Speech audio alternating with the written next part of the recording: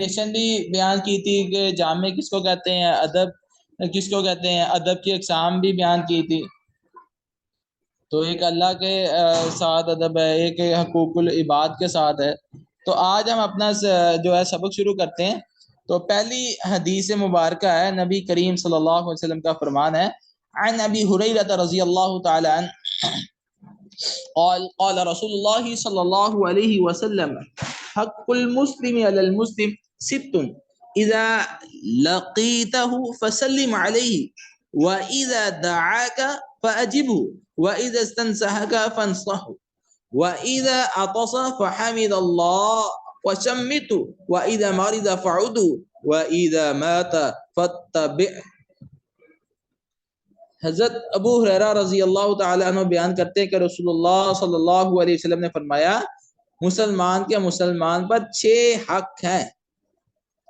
جب ملے تو اسے سلام کہیں، جب بھی کہیں بھی ملے تو اسے سلام کہیں۔ جب بھی آپ کہیں گھر میں ملیں، باہر ملیں، کہیں ملیں تو السلام علیکم ورحمۃ اللہ وبرکاتہ یہ کہنا چاہیے۔ صحابہ کرام رضوان اللہ علیہم اجمعین اس قدر زیادہ اہتمام کرتے تھے، وہ جاتے ہوتے راستے میں اگر کہیں راستے میں وہ درخت آ جاتا، درخت کے بعد پھر ملتے تو پھر وہ سلام کہتے السلام علیکم ورحمۃ اللہ وبرکاتہ۔ پہلا حق کیا مسلمان کا مسلمان پر، کہ وہ مسلمان کو سلام کہنے والا ہوتا ہے۔ کہیں بھی آپ کو کسی کو ملے، اجنبی ہو، جاننے والا ہو، نہ جاننے والا ہو، سب کو سلام کہنا چاہیے، بلا تفریق سلام کہنا چاہیے۔ دوسرے نمبر پر، اور جب وہ بلائے تو اس کی دعوت کو قبول کرے۔ اذا لقیتہ فسلم علیہ واذا دعاک فاجب، جب وہ آپ کو دعوت دے، آپ کو بلائے تو اس کی دعوت کو قبول کرنا چاہیے۔ اور تیسرے نمبر پر وَإِذَا اسْتَنصَحَكَ فَانصَحْهُ، اور جب وہ خیر خواہی کا طالب ہو تو اس سے خیر خواہی کرے۔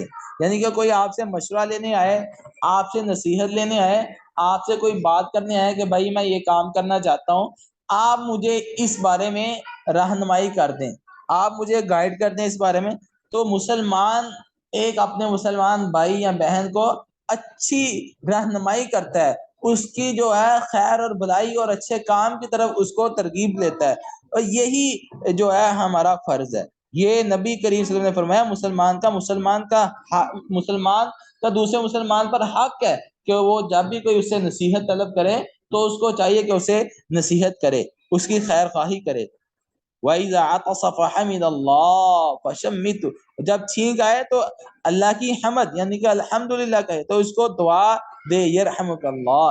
اب یہ آپ کو پورا اکثر بچوں کو آتا ہوگا کہ جیسے ہی چھینک آتی ہے تو انسان کیا کہتا ہے؟ الحمدللہ۔ سننے والا کیا کہتا ہے؟ یرحمک اللہ۔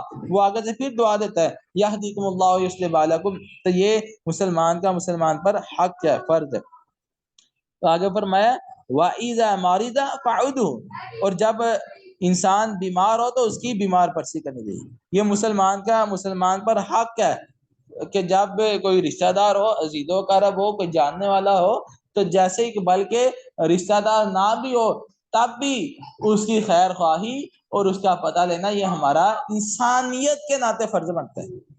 آپ کے سامنے اس کی ایک ایگزامپل دیتا ہوں۔ نبی کریم صلی اللہ علیہ وآلہ وسلم کے دور میں ایک یہودی کا بچہ بیمار ہوتا ہے، تو آپ اس یہودی کے بچے کی تیمارداری کرنے کے لیے اس کے گھر چلے جاتے ہیں۔ یہ آپ صلی اللہ علیہ وآلہ وسلم کا اخلاق تھا، آپ اعلیٰ اخلاق کے مالک تھے۔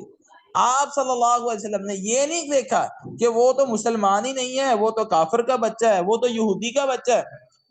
یہ تو مسلمان کے مسلمان پر بیان کیے جا رہا ہے نا۔ آپ اگر کوئی غیر مسلم بھی ہے، آپ کا ہمسایہ غیر مسلم ہے، آپ کا کوئی دوست ہے آپ کے ساتھ پڑھتا ہے غیر مسلم ہے، مسلمان نہیں ہے، تو اسلام جو ہے وہ اس چیز کی تلقین کرتا ہے کہ آپ غیر مسلم کے ساتھ بھی ایسا رویہ اختیار کریں کہ وہ آپ کے اخلاق سے، آپ کے ایٹیٹیوڈ سے متاثر ہو کے وہ اسلام کی طرف آ جائے۔ تو آپ صلی اللہ علیہ وسلم اس یہودی بچے کی تیمارداری کرنے کے لیے جاتے ہیں، آپ کے اس امر سے، آپ کے اس فعل سے وہ بچہ جو ہے اسلام میں آتا ہے۔ آخری وقت تھا، وہ بیمار تھا، اس قدر شدت تھی بیماری کی کہ وہ مرنے کے قریب تھا۔ آپ صلی اللہ علیہ وسلم جاتے ہیں اس کی تیمارداری کرنے کے لیے، تو وہ بچہ اسلام لے آتا ہے، مسلمان ہو گیا۔ تو اس لیے مسلمان پر حق ہے کہ اس کی تیمارداری کرے. جب بھی کوئی مسلمان بیمار ہو تو اسے چاہیے اپنے مسلمان بہن بھائی کی تیمارداری. آج تو مسلمان کا پوچھنا تو درکنار، اکٹھے بہن بھائی رہتے ہیں ایک گھر میں، وہ نہیں ایک دوسرے کو پوچھتے. گھر میں فیملی ہے، ماں باپ بچوں کے ساتھ، بچے جو ہے ماں باپ کو نہیں پوچھتے. اس قدر آج جو ہے ہم دنیا میں مگن ہو چکے ہیں، ہمیں دنیا کے پیچھے لگ چکے ہیں. ہر وقت جو ہے دنیا کمانے کے پیچھے، ہر وقت جو ہے جو آج کل جو بچے ہیں انٹرنیٹ اور موبائل کے ساتھ وہ بستا ہے، ان کو یہی نہیں پتا کہ اسلامی تعلیمات کیا ہے، ہمیں زندگی کس طرح گزارنی ہے، ہمیں رہنا سہنا کس طرح ہے، ہمارا جو ہے وہ زندگی گزارنے کا ایٹیٹیوڈ کس طرح کا ہونا چاہیے. آج ہمیں ان چیزوں سے ہم نابلد ہو چکے ہیں. تو اس لیے ہمیں یہ دین سیکھنا چاہیے، دینی تعلیمات کو سیکھنا چاہیے. آپ صلی اللہ علیہ وسلم نے فرمایا مسلمان کا مسلمان پر حق یہ ہے کہ جب وہ بیمار ہو تو اس کی عیادت کرے. تو اس کے بعد آخری چھٹا حق وَإِذَا مَاتَ فَاتْبَعْهُ، جب وہ مر جائے تو اس کے جنازے میں شامل ہو، تو اس کی تدفین میں شامل ہو، تجہیز و تدفین میں شامل ہونا یہ مسلمان پر حق ہے. یہ جو 6 کام اور مسلم کی ایک روایت میں 5 بھی بیان ہوئے ہیں مختلف روایات میں. تو اللہ رب العزت نے یہ تاکید کی ہے کہ مسلمان کو مسلمان کے ساتھ ایک اچھا رویہ اختیار کرنا چاہیے. اس کے بعد انسان کو دنیا کے معاملے میں ہمیشہ اپنے سے کم تر کی طرف دیکھنا چاہیے. آج کل ہمارے پاس جو نعمتیں ہیں نا ان کی ہم ناقدری کرتے ہیں، حالانکہ یہ ایسا نہیں ہونا چاہیے، بلکہ انسان کے پاس جو نعمتیں موجود ہیں نا انسان ان کی قدر کرے. اللہ رب العزت مزید دیتا ہے. قرآن کا ایک اللہ کا قانون ہے لَإِن شَكَرْتُمْ لَأَزِيدَنَّكُمْ، اگر تم شکر کرو گے میں تجھے مزید دوں گا. تو یہ اسی کے حوالے سے ایک حدیث ہے. وعن ابی ہریرہ رضی اللہ تعالی عنہ قال قال رسول اللہ صلی اللہ علیہ وسلم انظروا الى من هو اسفل منكم ولا تنظروا الى من هو فوقكم فهو اجدر الا تزدروا نعمت اللہ علیکم متفق علیہ. حضرت ابو ہریرہ رضی اللہ تعالیٰ عنہ سے روایت ہے کہ رسول اللہ صلی اللہ علیہ وسلم نے فرمایا جو شخص تم سے نچلے درجے کا ہو اس کی طرف ہمیشہ توجہ کیا کرو، دیکھو اور اس کی طرف مت دیکھو جو تم سے بڑھ کر ہے، کیونکہ وہ بہت لائق ہے اس سے کہ تم اپنے آپ پر اللہ کے انعام کو حقیر نہ جاؤ. اب یہاں پر اللہ رب العزت نے انسان کی تربیت کے لیے، اس کو سمجھانے کے لیے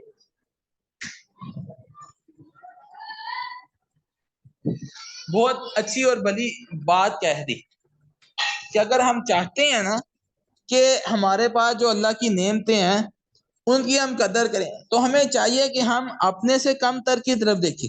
مثلا آپ پیدل چل رہے ہیں، آپ اپنے سے اوپر والے کی طرف دیکھتے ہیں، موٹر سائیکل والے کی طرف، کار والے کی طرف، آپ ناقدری کر رہے ہیں. آپ ان لوگوں کی طرف دیکھیں کہ جن کے پاس جو ہے چلنے کے لیے ٹانگیں نہیں، معذور ہیں، ان لوگوں کی طرف دیکھیے. ایک آدمی تھا، وہ کب مسجد گیا تو اس کا وہاں سے نا جوتا اٹھایا گیا، تب وہ بہت زیادہ پریشان ہو گئے، کہا میرے پاس تو جوتا نہیں ہے، میں کیا کروں. اب وہ بہت زیادہ پریشان ہو گیا. اب تھوڑی ہی دیر ابھی ادھر ہی گزری، اس نے ایک آدمی کو دیکھا کہ اس کے پاؤں نہیں ہے، اس نے فوراً اللہ کا شکر ادا کیا، یا اللہ تیرا شکر ہے تو نے مجھے پاؤں تو دیے، مجھے ٹانگیں تو دی، میں چل تو سکتا ہوں، اس آدمی کے پاس تو پاؤں بھی نہیں ہے. تو اس لیے انسان اپنے سے کم تر کی طرف دیکھے گا، انسان کے اندر شکر کرنے کا جذبہ زیادہ پڑے گا. اب آپ موٹر سائیکل پہ جا رہے ہیں، آپ سائیکل والے کی طرف دیکھیں. آپ گاڑی پہ جا رہے ہیں، آپ موٹر سائیکل والے کی طرف دیکھیں. آپ یہ نہیں کہ آپ اس سے بڑی گاڑی والے کی طرف دیکھیں، میرے پاس تو جو ہے وہ 70 اور 125 پہ میرے پاس ہیپی بائک ہونی چاہیے، میرے پاس یہ ہونی چاہیے. ٹھیک ہے وہ آپ کی سوچ لاکھ ہے، لیکن آپ اگر وہی سوچیں گے، وہی دیکھیں گے تو آپ کے پاس جو نعمت ہے اس کی آپ ناقدری کریں گے. آپ اپنے پاس ان نعمتوں کی ناقدری جب کریں گے تو آپ پھر اس نعمت سے بھی محروم ہو جائیں گے. تو اس لیے جتنی نعمتیں ہمارے پاس ہوتی ہیں ہمیں ان نعمتوں پر اللہ کا شکر ادا کرنا ہے. اپنے سے کم تر کی طرف دیکھنا چاہیے، نہ کہ اپنے سے زیادہ کی طرف دیکھنا. ہاں دینی معاملات میں، علم میں، اسی طرح سخاوت میں آپ اپنے سے زیادہ والے کی طرف دیکھ کے یہ کہہ سکتے ہیں یا اللہ اس کو جس طرح علم دیا مجھے بھی علم دے، میں بھی علم سیکھ کے لوگوں کو سکھلاؤں، میں بھی علم سیکھ کے لوگوں کو دین کی تبلیغ کرو، میں بھی علم سیکھ کے تیرے دین کی تبلیغ کر کے اپنے آپ کو تیری راہ میں کھپا دو۔ ہاں اگر یہ نیت ہے تو کہہ سکتا ہے انسان، اس کو رشک کہتے ہیں، اس کو رشک کہتے ہیں شرعی اسلام میں۔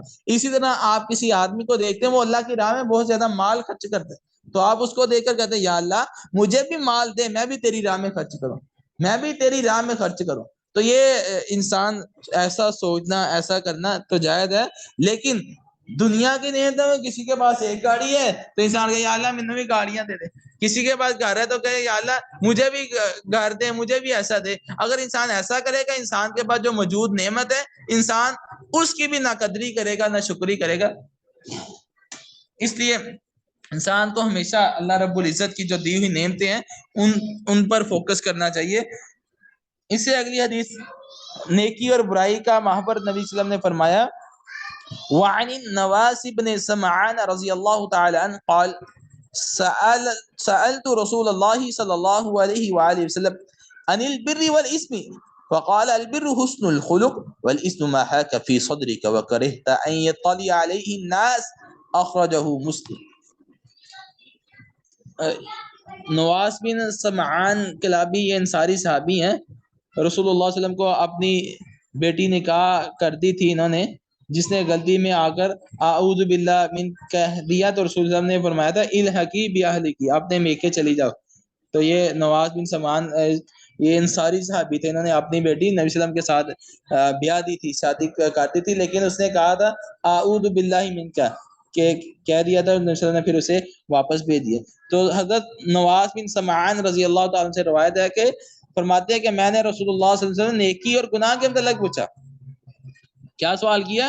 عن البر والاسم، نیکی کیا ہے، گناہ کیا ہے۔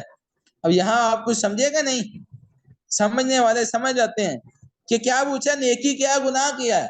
آج کل جو ہے ہمارے معاشرے میں ہر نوجوان مرد اور عورت کیا پوچھتا ہے، پیسے کیسے کمانے ہیں، دنیا کیسے کمانی ہے، دنیا کیسے حاصل کرنی ہے۔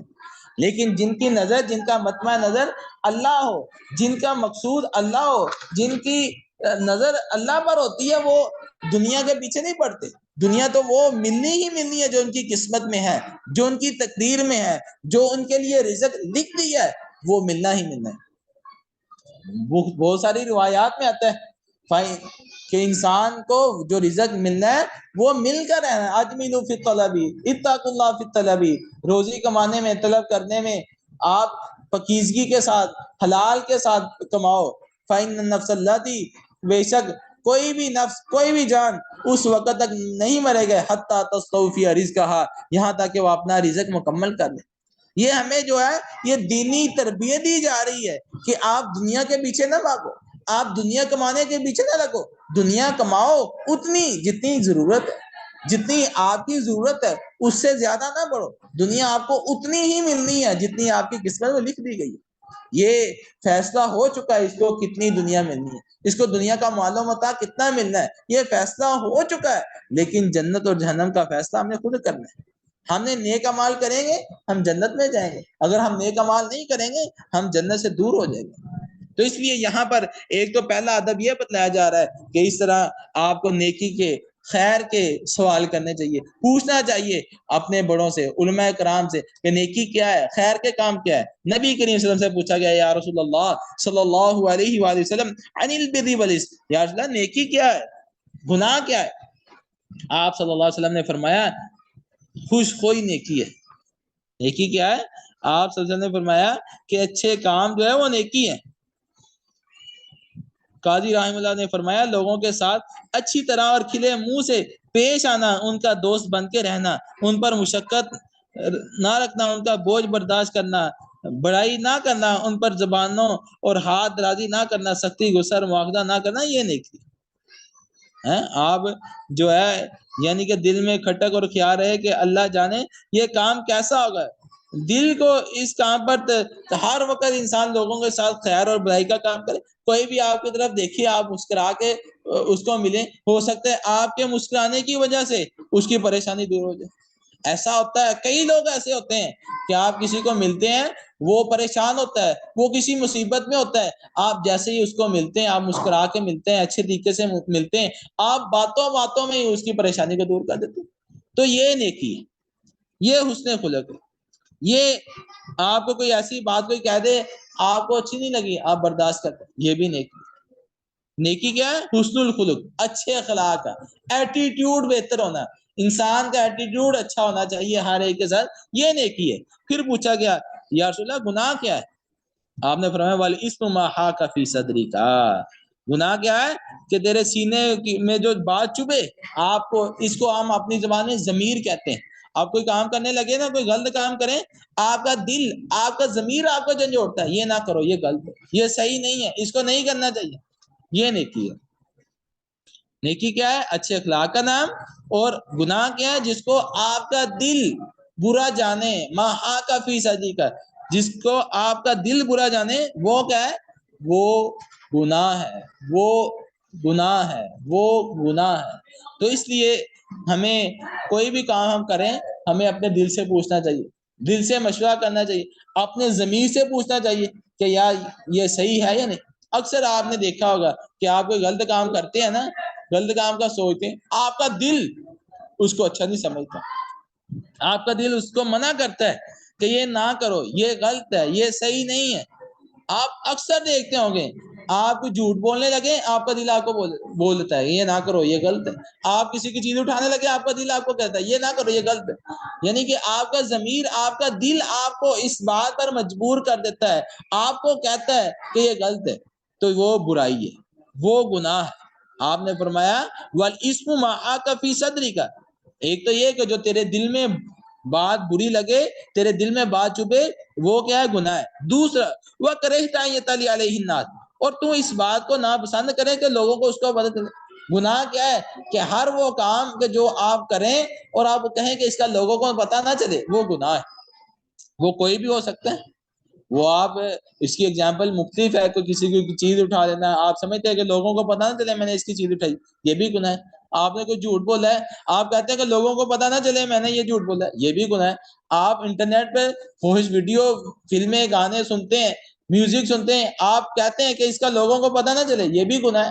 اس طرح آپ کوئی اور غلط کام کرتے ہیں لیکن آپ یہ کہتے ہیں کہ اس کا لوگوں کو پتہ نہ چلے, تو یہ بھی گناہ ہے. تو اس لیے ہمیں اپنے دل سے, اپنے ضمیر سے پوچھتے رہنا چاہیے کہ یہ جو کام ہے, یہ میں جو کرنے لگا ہوں یا لگی ہوں, کیا یہ ٹھیک ہے یا نہیں, کیا یہ مجھے کرنا چاہیے یا نہیں.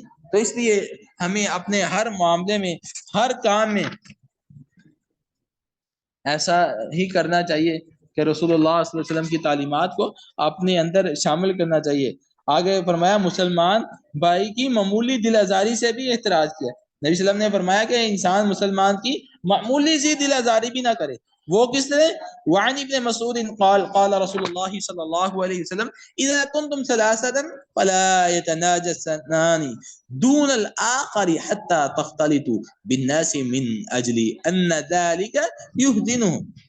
کیا نبی کریم صلی اللہ علیہ وآلہ وسلم نے فرمایا, یہ حضرت ابن مسعود سے روایت ہے کہ رسول اللہ صلی اللہ علیہ وسلم نے فرمایا کہ جب تم تین ہو تو دو آدمی تیسرے سے علیحدہ رازداری نہ کرے یہاں تک کہ لوگوں سے مل جاؤ, کیونکہ یہ کام اس کو غمگین کرتا ہے. یعنی کہ اس کی میں اگزامپل کے ساتھ بات جو ہے واضح کرتا ہوں. آپ تین لوگ ہیں, تین گرلز بیٹھی ہیں یا تین بوائز بیٹھے ہوئے, آپ دو ان میں سے الگ ہو کے بات کرنا شروع کر دیتے, ایک وہیں پر بیٹھا رہتے, یہ غلط ہے. اس سے شریعت نے منع کیا, ایسا نہیں کرنا. یا تینوں کے درمیان بات کرو, یا وہ جو ایک ہے وہ کسی اور سے جا کے بات کرے تو آپ دو الگ ہو جائیں, تو پھر آپ دونوں الگ گفتگو کر سکتے ہیں. کیوں؟ اگر آپ دونوں الگ بات کریں گے, ایک وہاں پہ وہ لڑکا یا لڑکی بیٹھی ہوگی یا بیٹھا ہوگا, وہ سمجھے گا شاید میرے بارے کوئی بات کرے, ان ذالک یحزن, یہ بات اس کو غمگین کرے گی, اس کو پریشان کرے گی. تو اس لیے شریعت نے معمولی سی پریشانی بھی, معمولی سی مصیبت بھی دینا برداشت نہیں کیا کہ مسلمان کسی مسلمان کو معمولی سی تکلیف بھی دے کہ جس سے مسلمان کی دل آزاری ہو. اس کے دل میں کوئی غلط خیال ہے, آپ تین لوگ ہیں, دو اٹھ کے الگ بات کریں گے, تیسرا یہ سوچے گا میرے خلاف پتہ نہیں یہ کیا بات کریں, میرے خلاف کوئی سازش کر رہے ہیں, مجھے برا بھلا کہنا ہوگا انہوں نے, میرے خلاف پتہ نہیں کیا پلاننگ ہو رہی ہے. تو اس لیے شریعت نے اس سے منع ہی کر دیا، وہ باب ہی، وہ دروازہ ہی بند کر دیا کہ جس سے تیسرا جو مسلمان ہے وہ پریشان ہو، اس کو مصیبت پہنچے، اس کو تکلیف پہنچے۔ تو ابھی اذان ہو گئی ہے تو نماز کا وقفہ کر لیتے ہیں، تو 15 منٹ کا وقفہ ہوگا انشاءاللہ 6:15 پہ انشاءاللہ میں جو ہے وہ کلاس شروع کریں گے۔ تو آج میرے پاؤں پہ صبح فجر کے بعد نا چوٹ لگی تھی، تمام اسٹوڈنٹ سے دعاؤں کی بھی درخواست ہے، میرے لیے دعا کریں۔ تھوڑا سا وہ زیادہ مسئلہ نہیں ہوا، تھوڑا سا وہ پاؤں کی ہڈی کا کچھ تھوڑا سا مسئلہ بن گیا ہے، تو تمام اسٹوڈنٹ دعا بھی کریں۔ آج ہم نے پڑھا بھی ہے کہ مسلمان کا مسلمان پر یہ حق ہے کہ وہ جب بیمار ہو یا اس کو کوئی بیماری لاحق ہو تو اس کی تیمارداری کرتا ہے، تو تیمارداری میں سب سے بڑھ کر اس کے لیے دعا ہے، یہ دعا کرنا جو ہے یہ اس کے لیے اس کا فرض ہے، مسلمان کا مسلمان پر حق ہے۔ تو آپ تمام اسٹوڈنٹ میرے لیے دعا کریں، اللہ تعالیٰ مجھے مکمل صحت دے، آپ کو بھی اللہ رب العزت کامیابی دے۔ تو ابھی آپ جو ہے 15 منٹ کی بریک ہے، نماز کا وقفہ ہے، تو تمام اسٹوڈنٹ نماز پڑھ لیں۔ نماز کے بعد انشاءاللہ سیکون الفصل الساعة الثالثة والربع انشاءاللہ۔ الآن وقت لصلاة المغرب۔